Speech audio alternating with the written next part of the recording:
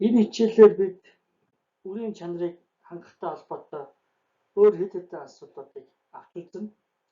За хичээлийг агуулгын хувьд дараах тест дараалалаар заана. Үр цэвэрлэгээ шигшилтийн онолын үндэс, үр цэвэрлэх практик арга ажиллагаа анхаарах зүйл, үр цэвэрлэх төхөөрөмжийн арчилгаа үйлчилгээ. За төхөөрөмжийг зохистой ашиглаж засвар үйлчлэгийг цаг тухайд хийж техникийн бүрэн бүтэн байдлыг хангах нь үр цэвэрлэх ажлыг үр дүнтэй гүйцэтгэх чухал нөхцөл тооцогдгоо. За үүний дараа бид үрийн нормыг метр квадратад ногдох ширхгээр болон 1 г ногдох килограммаар тооцоход шаардлагатай үрийн технологийн үзүүлэлтүүдийг тодорхойлох аргыг үзнэ. Үүнд мянган үрийн жин соёодох чадвар гэсэн хоёр үзүүлэлт багтнаа. Эцэст нь үр ариутгалын талаар үзнэ.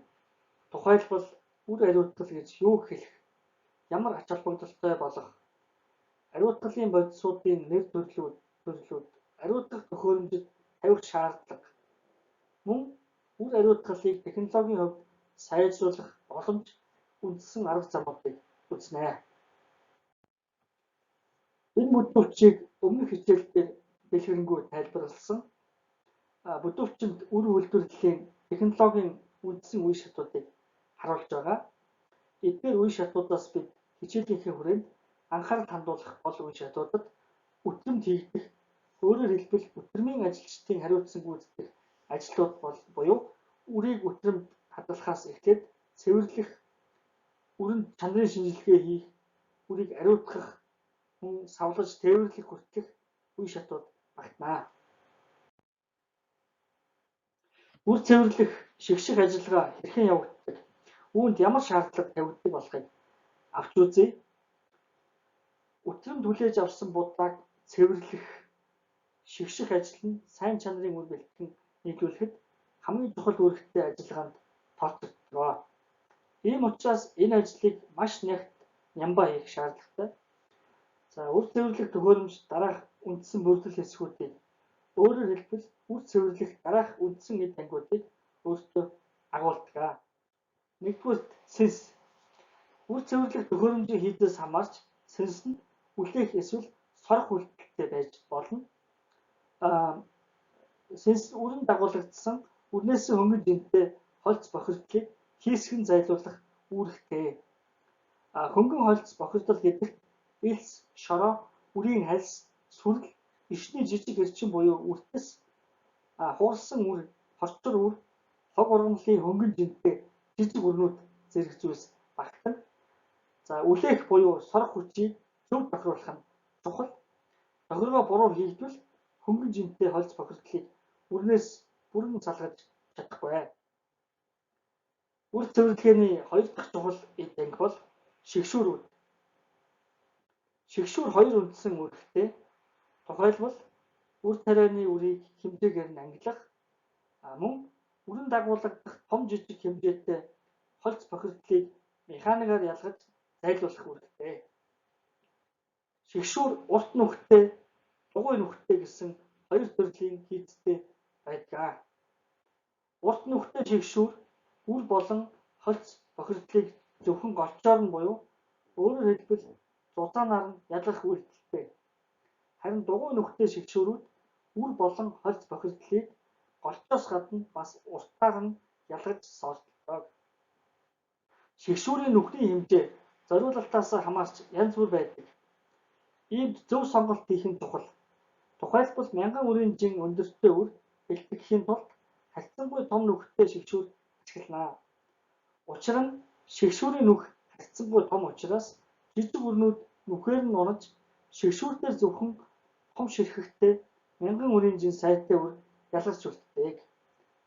Гэхдээ энэ тохиолдолд жижиг үрнүүд хасагдсан учраас цэвэрлэхээс өмнөх нийт үрийн хэмжээнд харьцуулахад цэвэрлэж бэлтгэсэн үрийн хэмжээ харьцангуй бага байна. Үрнээс шигшүүрээр ялгах холц бохирдол том ширхэгтэй элс, чулуу, мөн авжаа үр, хорцгор үр, хог ургамлын жижиг ширхэгтэй үр, харгаар өвчлсөн үр, соёолч буй үр болон бусад хольц бохирдол багтана. Үр цэвэрлэх өөр нэг механик гэдэг анги бол Трейер. Трейерийн үндсэн хийц нь үл ялэг хэвгүй байрлалтай дотор ханандаа ховлуудтай иргэдэг бол юм аа. Трейер үрийг уртаар нь ангилж цэвэрлэх үүрэгтэй. Дотор хананд нь байрлах ховлуудын хэлбэр хэмжээнээс хамаарч төрөл бүрийн хэлбэр хэмжээтэй ширхгүүдийг ялгаж болно.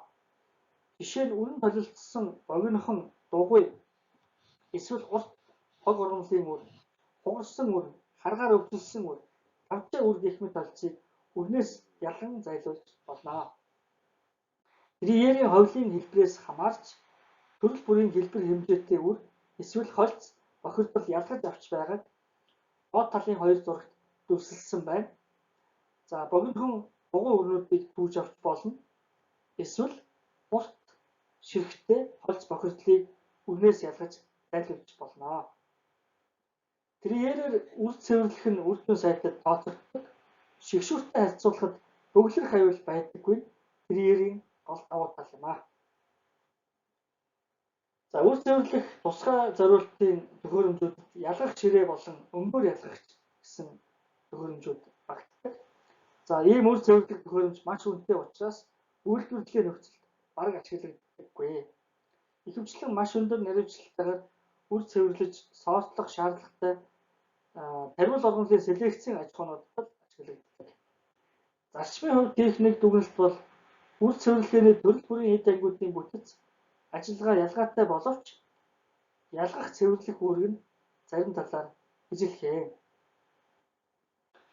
Үр цэвэрлэхэд цэвэрлэгээний эд ангиудыг ар араас нь залгаж ухсаа байдлаар ашиглавал цэвэрлэх ялгах үйлдэл нь илүү найдвартай, үр дүн сайтай байдаг. Одоо үр цэвэрлэгээний практик арга ажиллагаатай танилццгаая. Эхлээд үр цэвэрлэх төхөөрөмжийн үндсэн бүтэц эд ангиудынх нь эс дараалал мөн төхөөрөмжийн тохиргоог зөв хийх үүнд юуг анхаарах талаар авч үзье. За үр цэвэрлэх төхөөрөмжийн үртэй харьцах эхний эд анги бол сенс. Төхөөрөмжийн хийцээс хамаарч сенс нь үлээх эсвэл сорох зарчмаар ажилладаг байж болно. Сенсний дараа үр шигшүүрүүд рүү шилжин өөр нүхний хэмжээтэй хэд хэдэн шигшүүрийг дээр нь давхарлан байрлуулсан байдаг. За нүхний хэлбэрийн хувьд урт буюу дугуй нүхтэй байж болох боловч үйлдвэрлэлд ихэвчлэн урт нүхтэй шигшүүрүүд ашигладаг. Шигшүүрүүд хэвгүй байрлах ба жижиг хөдөлгөөнөөр ажиллана. Үр цэвэрлэгээний үр дүн сайжруулахын тулд өндөр үнэтэй цэвэрлэх төхөөрөмжүүдэд Трейер нэмж уцалсан байдаг. Трейер нь дотор ханныхаа ховлуудын хэлбэр хэмжээнээс хамаарч үр ба өрн дагуулгадах хольц бохирдлыг төрөл бүрийн хэмжээгээр ангилж ялгах үүрэгтэй. Сенс, шигшүүр, Трейер гэсэн 3 эд ангийг ингэж хамтдан нэг төхөөрөмжөд ажилуулснаар үр цэвэрлэгийг дээд зэргийн чанар үр дүнтэйгээр гүйцэтгэх боломж бүрдэнэ. Үйлдвэрлэгчээс хамаарч зарим үр цэвэрлэх төхөөрөмжөнд сенс, шигшүүр, Трейер биш харин сенс, Трейер, шигшүүр гэсэн дарааллаар угсарсан байх нь тохиолддог. За үр цэвэрлэхэд анхаарах гол асуудал бол үр цэвэрлэх төхөөрөмжийг хаана хэрхэн байрлуулах, төхөөрөмжөөс гарч ирэх цэвэрлсэн үр ба хаягдлыг хэрхэн зохицуулах тухай асуудал юм. Үүнд хэд хэдэн шаардлага тавигдана. Юуны өмнө үр цэвэрлэх төхөөрөмжийг дэв тэгшин байрлуулах ёстой. Тэгшин байрласан эсхийг тэгш усаар шалгах нь хамгийн найдвартай. Зөвхөн төхөөрөмж тэгш байрласан нөхцөлд шигшүүрүүдийн гадаргад будаа жигд битүү тарах ба улмаар үр цэвэрлэгийг жигд чанартай бүтээмж сайтаагаар хийх боломж бүрдэнэ. Дараагийн нэг анхаарах асуудал бол үр цэвэрлэх төхөөрөмжийг байрлуулах талбайг зөв сонгох. Төхөөрөмж байрлах талбайд нарны гэрэл сайн тусдаг эсвэл гэрэлтүүлэх сайтай байх шаардлагатай. Зөвхөн гэрэл сайтай нөхцөлдөл үр цэвэрлэгээний явцад багтмал нягхуур хяналт тавьж ажиллах боломжтой. Цэвэрлсэн үрийг хадгалах талбайг урьдчилан сайтар цэвэрлсэн байх шаардлагатай. За эцэст нь анхаарах нэг асуудал бол цэвэрлэх төхөөрөмжөөс гарах хог хаягдлыг түргэн шуурхай зайлуулах ажлыг сайтар төлөвлөж зохион байгуулах ёстой. Нөхцөл байдлаас хамааран хог хаягдлыг дотор нь төрөлжүүлж ангилах шаардлага үүсч болно. Тухайлбал хог ургамлын үр, шороо, чулуу, авжаа үр, хосчор ба хугарсан үр зэрэг холц бохирдлоос хог ургамлын үрийг устгаж, шороо чулууг байгальд хайж, харин авчаа, хосчгор, хугарсан үрийг ялгаж аваад малын тэжээлд ашиглаж болно. Ийм таягдл үр хэдийгээр үрийн буюу таваарын шаардлагад нийцэхгүй байж болох боловч малын сайн чанарын тэжээл ашиглахад бол асуудал гарахгүй. Үр цэвэрлэх төхөөрөмжийг тэгш байрлуулахын тулд нэг талын дугуйныхын дор ивэс хийсэн байгааг энэ зурагт харуулсан байна. За зөвхөн төхөөрөмж тэр тэгшхэн байрласан нөхцөлд шигшүүрийн гадаргад будаа жигд битүү дарахж үр цэвэрлэгээ чанар сайтай явагдах боломжтой. Хэрв төхөөрөмж хазгай байрлал үр шигшүүрүүдийн зөвхөн нэг хэсэгт нь овоорно. Овоорсон үрний дээд талд байгаа олон тооны үр шигшүүрийн гадаргад огт хүрэхгүй, өөрөөр хэлбэл шигшигдэж чадалгүй үлддэг. Үүнээс гарах үр дагавар бол үр цэвэрлэгээний бүтээмж чанар эрс муудна. Одоо үр цэвэрлэгээний практик арга ажиллагааны талаар ярилцъя. Эхлээд үр цэвэрлэх эд анги тус бүрийг хэрхэн зөв тохируулж, хэрхэн хяналт тавих талаар авч үзнэ. За сэнсний үлээх эсвэл сорох хүчийг сүрэл хог ургамлын хөнгөн жинтэй үр эсвэл өөр ямар холц бохирдол ялгаж зайлуулах вэ гэдгээс хамаарч тохируулна. Тохиргоог хэд хэдэн хувилбараар туршиж үзэх ба ажиллуулах явцдаа тогтмол хяналт тавьж засаж өөрчлөх байдлаар хамгийн тохиромжтой хувилбараар нь эцэслэн тохируулна. Жишээ нь эхэндээ арай сэнсний хүчийг хатсангүй өндөр байхаар тохируулад холц бохирдол үлээж зайлуулахад тохирч байгаа эсхийг шалгана. Хэрэв сэнсний хүч ихтсний улмаас холц бохирдлын хамт үр давхар үлээгдээд байвал хүчийг нь арай сулруулна. Хэрэв сэнсний хүч хэд сул учраас сүрэл хог ургамлын үр зэрэг холц бохирдлыг үрнээс хангалттай салгаж чадахгүй байвал үлээх буюу сорох хүчийг нь нэмэх чиглэлээр тохиргоог өөрчилнө. Дараа нь шигшүүрийн нүхний хэлбэр хэмжээг авч үзье. За үр цэвэрлэх төхөөрөмжөнд хэд хэдэн шигшүүр дээрээсээ давхарлан байрласан байдаг. Ихэвчлэн дээд шигшүүр, доод шигшүүр гэсэн хоёр шигшүүр байрладаг. Гэхдээ төхөөрөмжийн хязгаас хамаарч дээд доод шигшүүрийн завсарт нэмэлт шигшүүрүүд байрласан байх нь ч тохиолддог. За дээд доод шигшүүртэй төхөөрөмжийн хувьд ярил дээд талын шигшүүр үрнээс чулуу болон бөөгнөсөн шороо зэрэг том ширхэгтэй холцыг салгах үүрэгтэй. Нүхний голч нь ихэвчлэн 3.5-аас 4 мм байдаг. За доод шигшүүр бол дээд шигшүүрийнхаа доод талд байрлана. За нүхний голч нь 2.2-оос 2.4 мм орчим байх бөгөөд яг ямар голчтойг сонгох нь удааг ашиглах зорилтоос хамаарна. Тухайлбал том ширхэгтэй үр бэлтгэн гэвэл доод шигшүүрийн голч 2.4 мм-ээс багагүй байх ба энэ тохиолдолд цэвэрлсэн үрийн мянган үрийн жин хатсангүй өндөр байна. Ер нь тариалах үрийн мянган үрийн жин аль болох өндөр байвал найдвартай. Бөгөөд сайн соёолж талбайн цохиулт нь жигд сайн байх боломж нь нэмэгдэв. Харин гурилын үйлдвэрт өгөх таваарын будааны мянган үрийн жин заавал өндөр байх шаардлагагүй учраас цэвэрлэхдээ хатсангүй жижиг жишээ 2 эсвэл 2.2 мм нүхний голчтой доод шигшүүрийг ашиглаж болно. Энэ тохиолдолд хаягдал будаа багасах учраас нийт ургацад харьцуулсан цэвэрлсэн будааны гарц хатсангүй өндөр байна. Илтгэх үрийн чанарын чухал үзүүлэлт болох үрийн ширхгийн хэмжээ буюу мянган үрийн жин нь ийхүү доод шигшүүрийн нүхний голчийг хэрхэн сонгосноос ихээхэн хамаардаг. Үр цэвэрлэх төхөөрөмжийн хийдээс хамаарч шигшүүрийн гадаргын хэмжээ нь янз бүр байдаг. Шигшүүрийн гадаргын хэмжээ нь нэг цаг цэвэрлэх үрийн хэмжээ буюу үр цэвэрлэх ажиллагааны бүтээмжид шууд нөлөөлнө. Ерөнхийдөө шигшүүрийн гадар том байх тусам үр цэвэрлэгээний ажлын бүтээмж өндөр байх зүй үйлчилдэг. Үр цэвэрлэх том оврын суурин төхөөрөмжүүдийн ашигладаг шигшүүрүүд хөдөлгөөнд цэвэрлэх төхөөрөмжүүдтэй харьцуулахад илүү том гадаргатай байдаг. За шигшүүрийн гадаргын хэвгийг тохируулж болно. Шигшүүрийн гадаргын хэвгийн тохиргоо нь үр цэвэрлэх ажлын бүтээмж буюу нэг цаг цэвэрлэх үрийн хэмжээнд бас нөлөөлдөг. Шигшүүрүүд хэвгийн байх тусам цэвэрлэх ажлын бүтээмж өндөр байна. Гэхдээ нөгөө талаар хэвгийг хэдэрч ихвэл ажлын чанар муудна гэдгийг анхаарах хэрэгтэй. Өөрөөр хэлбэл хэвгийн нэгдсэн тохиолдолд шигшүүрийн гадарх дээгүүр будаа харьцангуй хурдан урсах буюу булгаж өнгөрөхөөс гадна дээрээс уурах нь хэсэг тул сайн цэвэрлэгдэхгүй байх эрсдэлтэй. Шигшүүртээр уурсан үрний дээд талын үрнүүд шигшүүрт огт хүрэхгүй учраас цэвэрлэгдэхгүй.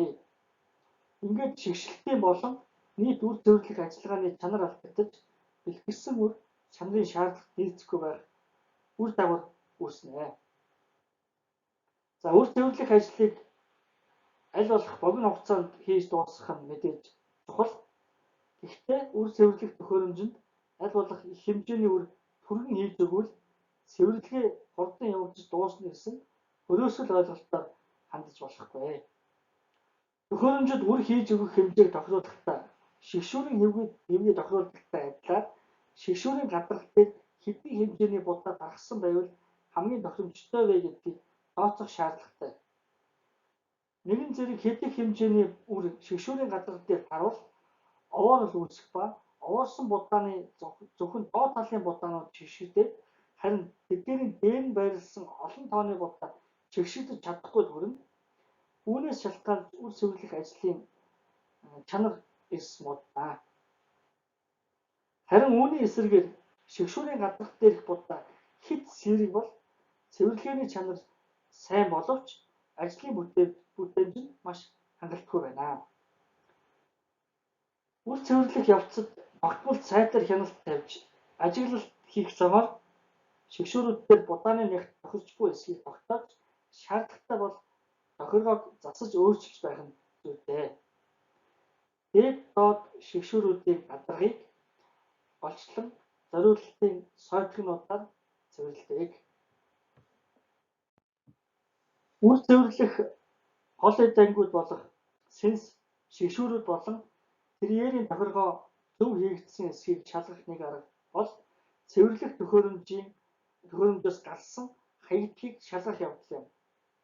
Хэрэв хаягдал дотор хаягдтааргүй будаа их хэмжээгээр агуулгдсан байвал сенсний хүч ихсэн байж болзошгүй.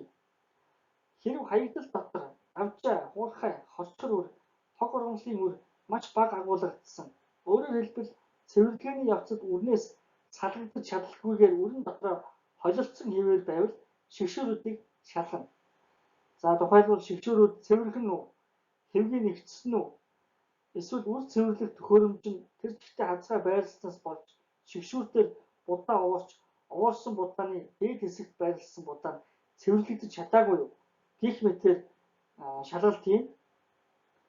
За үр цэвэрлэгээний хаягдал дотор юу агуулгадж байгааг шалгах нягтлах замаар энэхүү үр цэвэрлэх ажиллагааны аль хэсэгт алдаа гарсныг илрүүлж алдаагаа засах боломжтой.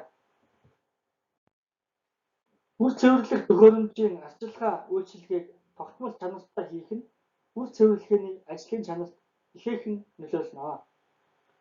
Үр цэвэрлэх төхөөрөмжийн арчилгаа үйлчилгээг зааврын дагуу тогтмол давтамжтайгаар чанартай хийж гүйцэтгэснээр төхөөрөмжийн техникийн бүрэн бүтэн байдал хэвийн ажиллагаа баталгаажиж үр цэвэрлэх ажиллагааны бүтээмж цэвэрлэгээний чанар сайжрах. За төхөөрөмжийн элэгдэл эвдрэл багасж засвар сэлбэрийн зардал хэмнэгдэх үр цэвэрлэгийг түргэн шуурхай хийж дуусгах зэрэг давуу талууд бий болно. Үр цэвэрлэх төхөөрөмжийн хяналт үйлчилгээг тогтмолжуулахад дараах асуудлуудыг анхааруул зохино. Шигшүүр цэвэрлэх сойтгонууд шигшүүрийн нийт гадаргад тэгш байрласан уу? Сойтгууд шигшүүрийн гадаргад шахагдах даралт тохирсон уу? Эсвэл даралтыг нэмэх хэрэгтэй юу? Сойтгууд элэгдэж эвдэрсэн үү?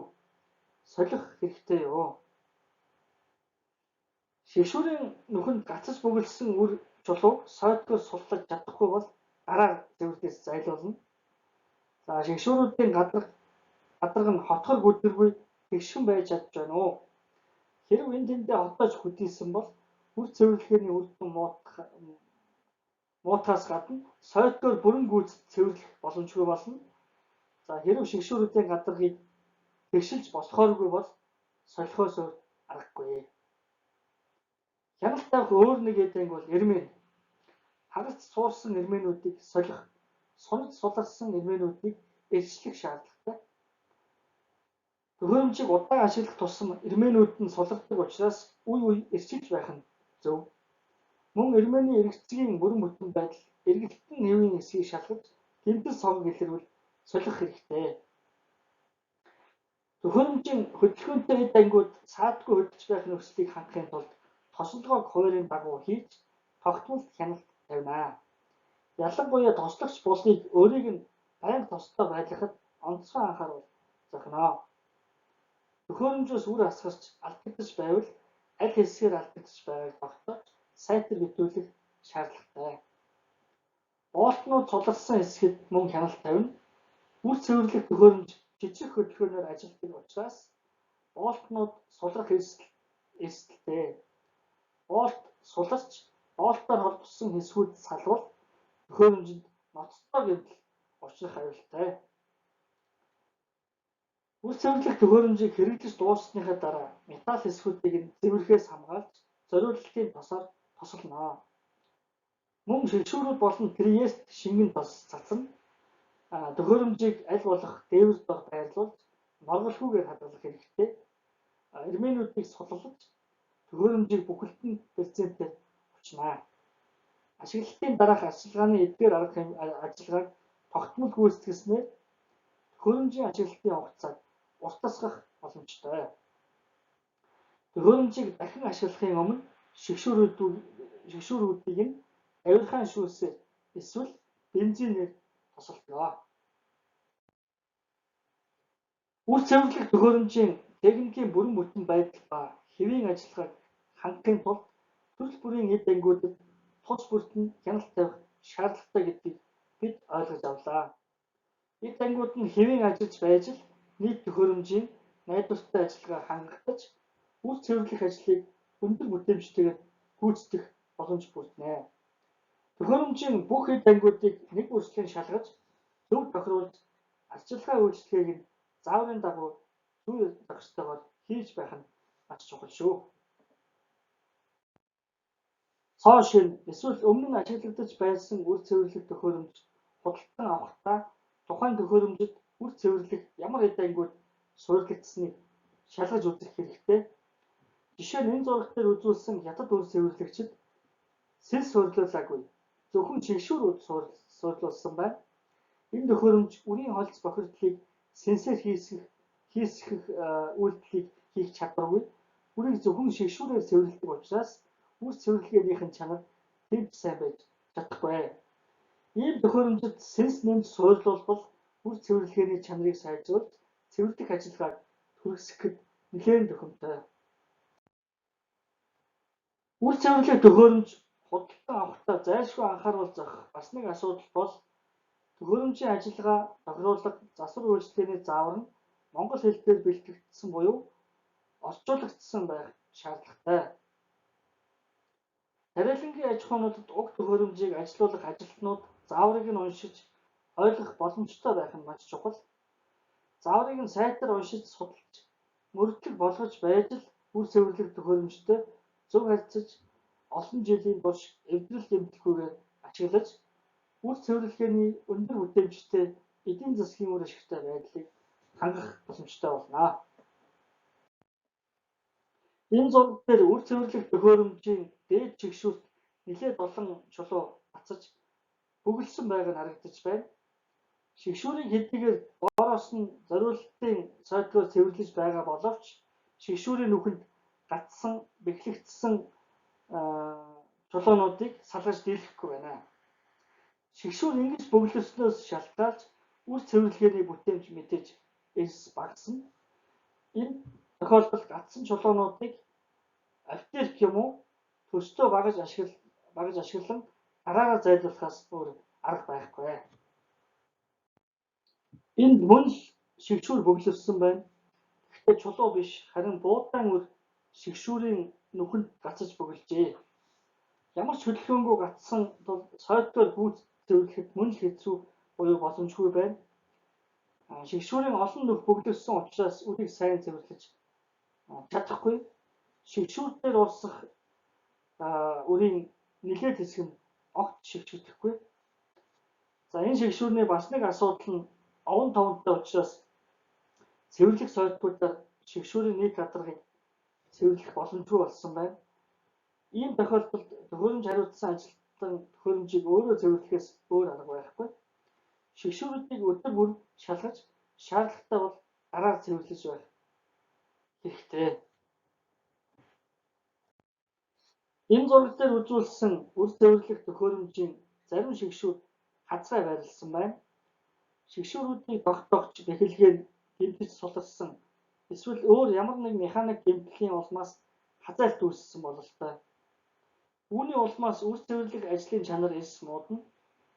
Үр шигшүүрийн нийт гадаргад тарахгүй зөвхөн доошоо унжсан багахан хэсэгт нь оорноо.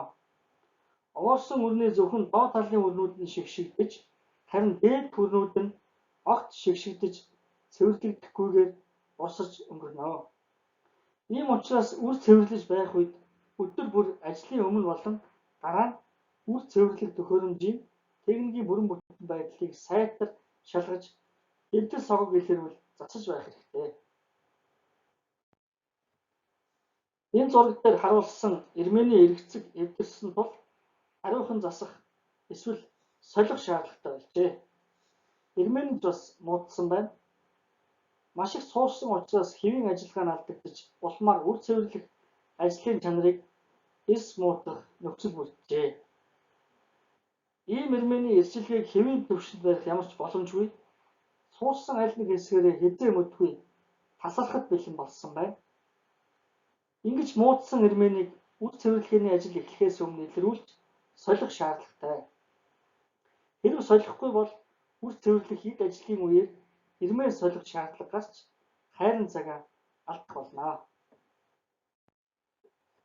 Үр цэвэрлэх төхөөрөмжөөс үр асгарч алдагдаж буй хэд хэдэн эсвүүдийг энд харуулсан байна.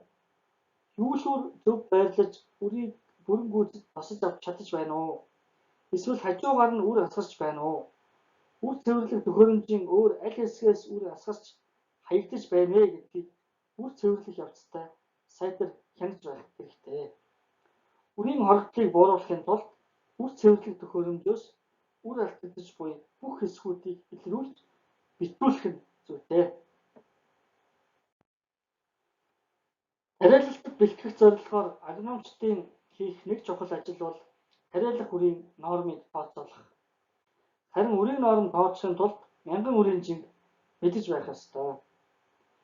Ийм учраас үрийг цэвэрлсэний дараа сорт үрийн цуваа тус бүрт мянган үрийн жинг нь тодорхойлох шаардлагатай. Мянган үрийн жинг мэргэжлийн лабораторид тодорхойлуулах боломжгүй тохиолдолд аж ахуйн нөхцөлд хэрхэн тодорхойлох вэ? Нуруулсан үрийн төрөл бүрийн байршилд төрөл бүрийн гүнээс ойролцоогоор цайны аяг дүүргэх хэмжээний дээжнүүд авна. За зориултын дээж авахч багаж ашиглавал илүү тохиромжтой. Авсан дээжнүүдээ бүгдийг нэг хувинд хийж сайтар хутган их дээж бүрдүүлэх ба их дээжнээс 0.5 кг орчимжинтэй ундаж дээж авна. Ундаж дээжийг боломжтой бол үрийн лабораторид өгч шинжилүүлнэ. Лабораторийн үн шинжилгээний үр дүн найдвартай бөгөөд наривчлал сайтай байдаг. Хэрвээ лабораторид шинжилүүлэх боломжгүй бол шинжилгээг өөрөө гүйцэтгэж болно. За үр дүн нь эдгээр наривчлал багатай боловч огт шинжилгээ хийлгүй орхисноос мэдээж илүү бөгөөд практикт ашиглахад бодохгүй зүйлгүй. Мянган үрийн жинг дараах тест дараалалаар тодорхойлно. За нэгдүгээр дундаж дээжнээс тус бүр 100 ширхэгүүртээ ажлын 4 ширхэг дээж авна. За ажлын дээж тус бүрийг навигчлал сайтаа цахилгаан жингээр шинэлнэ. Үрийн цувраг төлөөлж чадхуйс үр дүн гарган авахын тулд дээж нь том эсвэл жижиг үрнүүд авмгаалсан биш. Том жижиг үр аль аль нь чигд багтсан байх шаардлагатай. Үүнд дээжээс зөв авах сайтар хольж бодоход сайн анхаарах нь зүйтэй юм аа. За ажлын дээжнүүдийн жингийн дундаж утгыг тодорхойлно. Үүнийг 4 ажлын дээж тус бүрийн жин нэмээд нийлбэрийг нь 4 хувааж олно. Энэ дундаж нь 100 ширхэг үрний дундаж жин учраас үүнийг 10-аар үржүүлж 1000 ширхэг үрийн дундаж жин буюу мянган үрийн жин тодорхойлно. Мянган үрийн жин дараамаар илэрхийлнэ. Мянган үрийн жин энгийн нөхцөл тодорхойлж байгаа явцыг энэ зураг дээр харуулсан байна. Энэ жишээнд тус бүр 100 үртэй 3 дээжинд хэмжилт хийж мянган үрийн жин тодорхойлж байна. Дээжнүүдийн хажууд харагдаж байгаа механик жин мянган үрийн жин тодорхойлоход уг нь тохирохгүй. Гэвч өөр жин олдоогүй учраас энэ механик жин хэлсэн юм аа. Үрийн ноором тооцоход мянган үрийн жингээс гадна шаардлагатай бас нэг үзүүлэлт бол соёолох чадвар. Агроном энэ үзүүлэлтийг мэдэж байх ёстой. Хөрсөнд суулгасан бүх үр соёолдоггүй. Тариалсан нийт үрний хэдэн соёолсон бэ гэдгийг соёолох чадвар гэдэг үзүүлэлтээр илэрхийлдэг.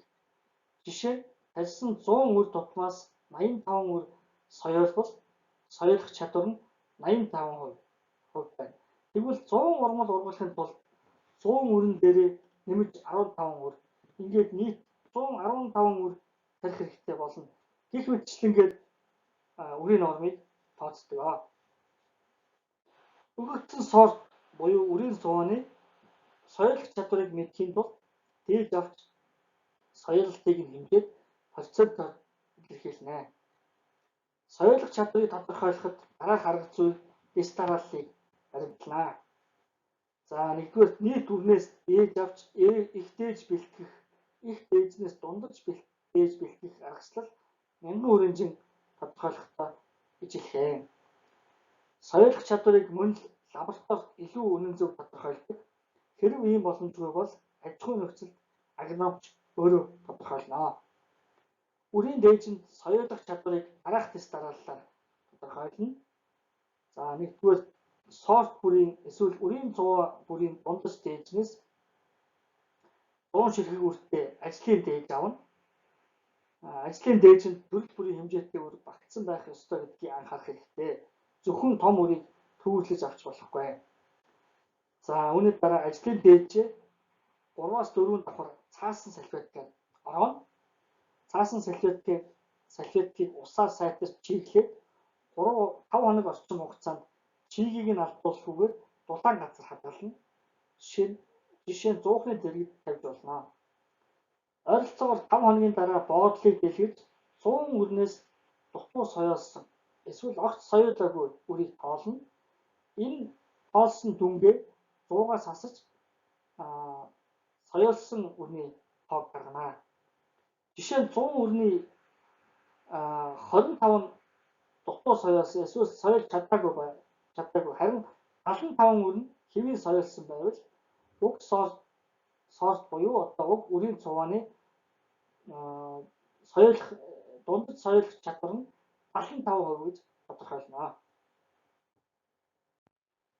Энэ зураг дээр тус бүр 100 ширхэг үртэй 3 дээжийг цаасанд бууж чиглэсэн байгаа нь харагдаж байна.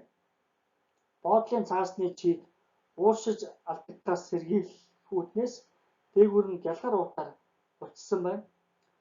Уутан уучлалыг ихтэй шахаж битгүүлвэл үр мөөгөн зэрэг аюултай учраас сулхан уучна. Эсвэл бүр бучих хэрэггүй. За саяын 3 дээж 5 хоногийн дараа гаднаас ингэж харагдаж байна. Дээжний боодлыг задлж хэвийн соёолсон өрнүүд болон соёолоогүй эсвэл дутуу соёолсон өрнүүдийг тус бүртэн тоолоод ялгаж тавьсан нь энд харагдаж байна.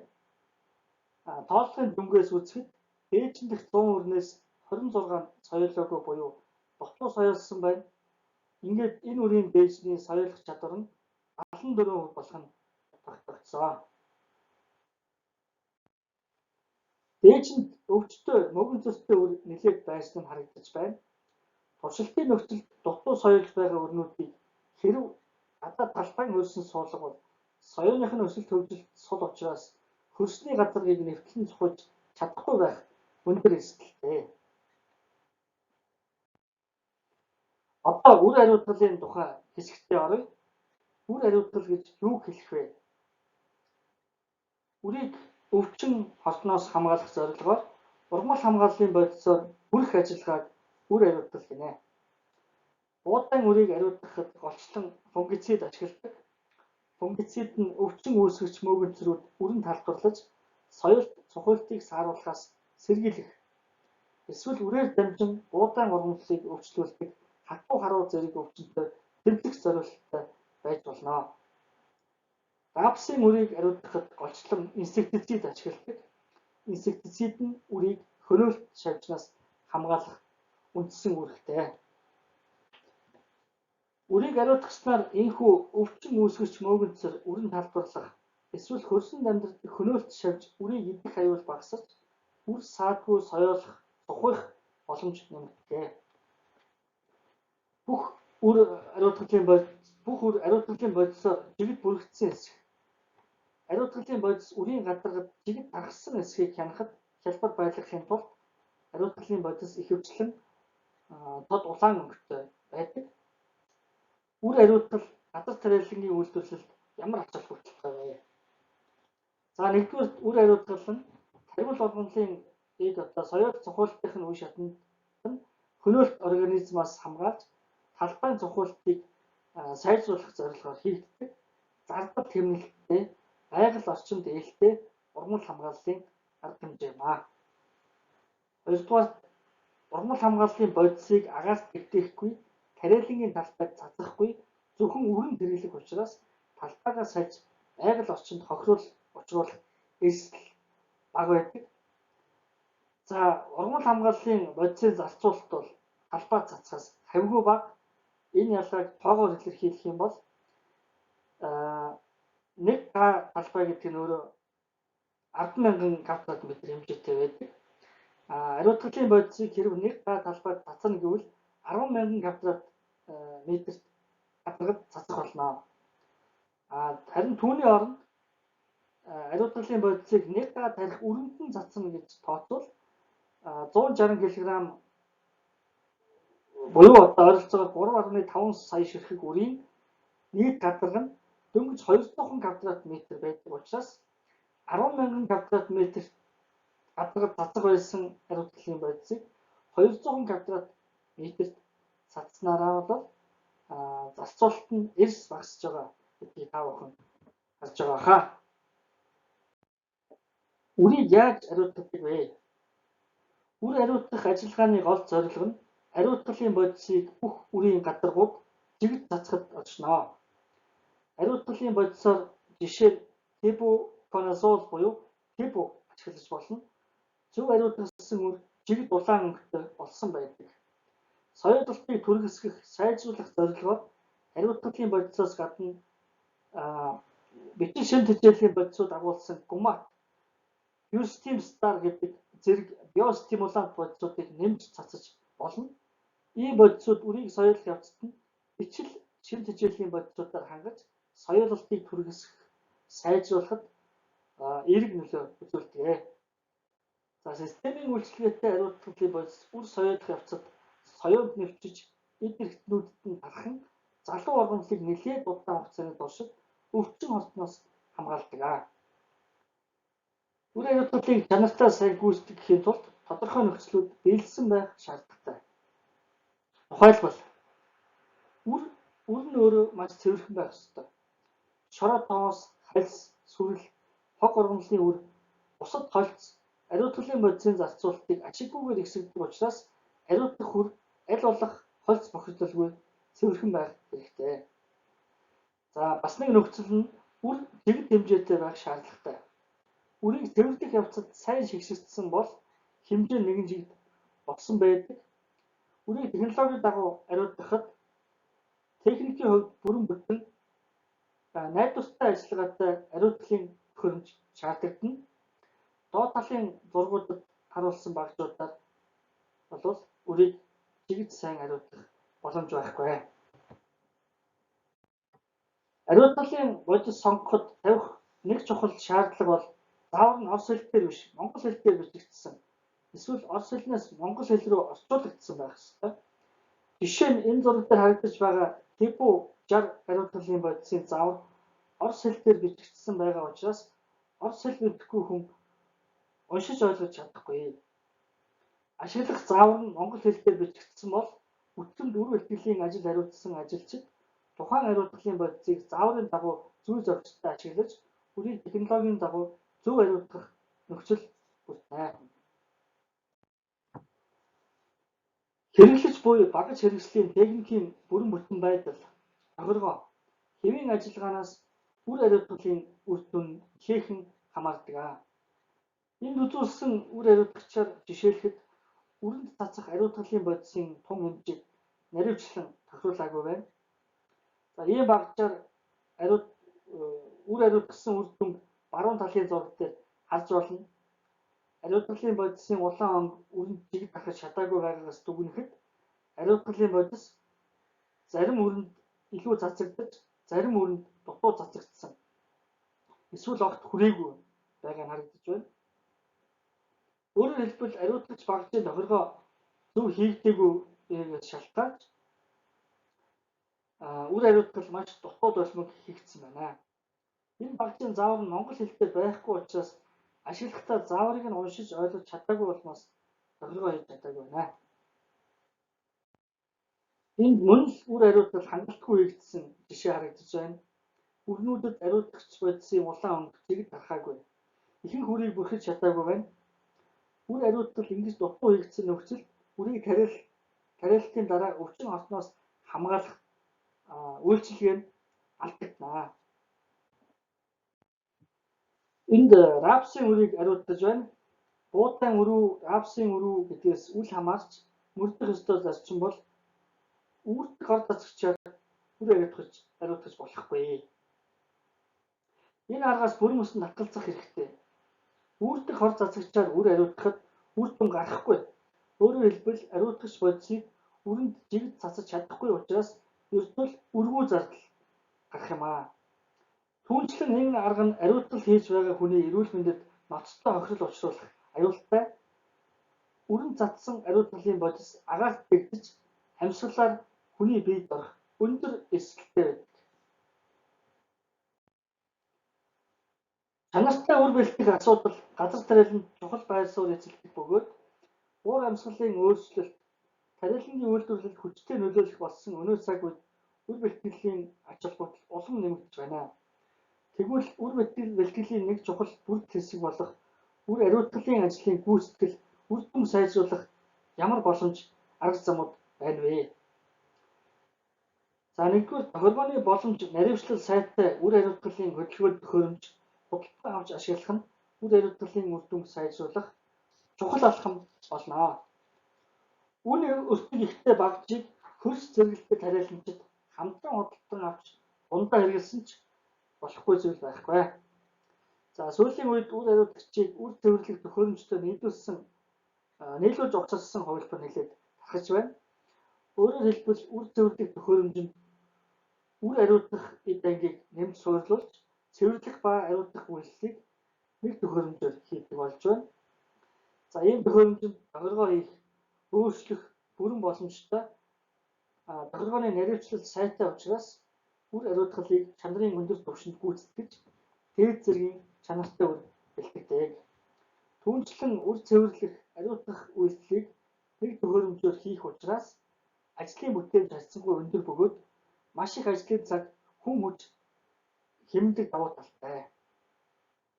Ийм төхөөрөмж харьцангуй үнэтэй учраас эдийн засгийн хувьд тариалангийн томоохон аж ахуйд мөн өөрийнхөө хэрэгцээнээс гадна бусад тариаламжтын хэрэгцээнд үр бэлтгэн нийлүүлдэг аж ахуйд ашиглах нь илүү тохиромжтой. За үр хариуцлагын одоо чанартай хийх бэлтгэх үрийн чанарыг хангахад дараах зарчмуудыг мөрдөж хэвшүүлэх нь зүйтэй юм аа.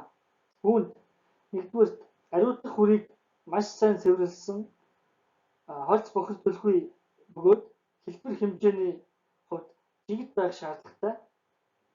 За үр тоос шороотой бохир байвал ариутгахын бодис үрэнд сайн барьцалдаж чаддгүй, үрийг сулхан бүрхдэг.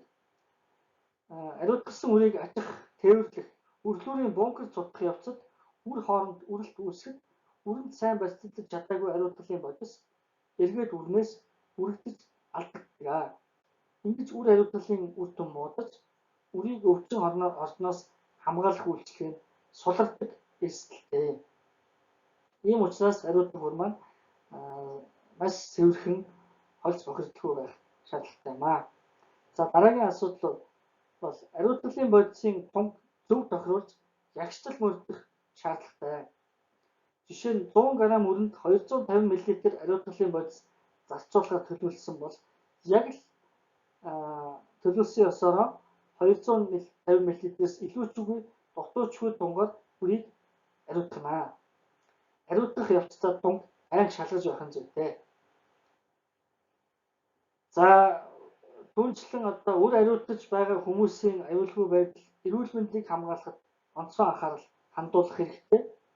За үр ариутгахтаа хамгаалалтын хувцас өмсөж, зориулалтын хэрэгцээний бэглийг амны маск зүүх ёстой. Ажлын үеэр идэж уух, тамхи татахыг хориглоно. Үр ариутгахын бодистой зөв харьцах бусад дүрм зааврууд ариутгахын бодисын зааварт бичигдсэн байдаг. Заавар аль болох монгол хэл дээр орчуулагдсан байвал сайн. Хэрв орчуулга байхгүй бол чухал эсхүүдийг нь зориуд орчуулан бэлтгэж өтөрмийн нийт ажилчдад харагдах цаар байрлуулах нь зүйтэй. Анхаарал тавьсанд баярлалаа. Хичээлтэй холбоотой асуултуудаа асууж болно.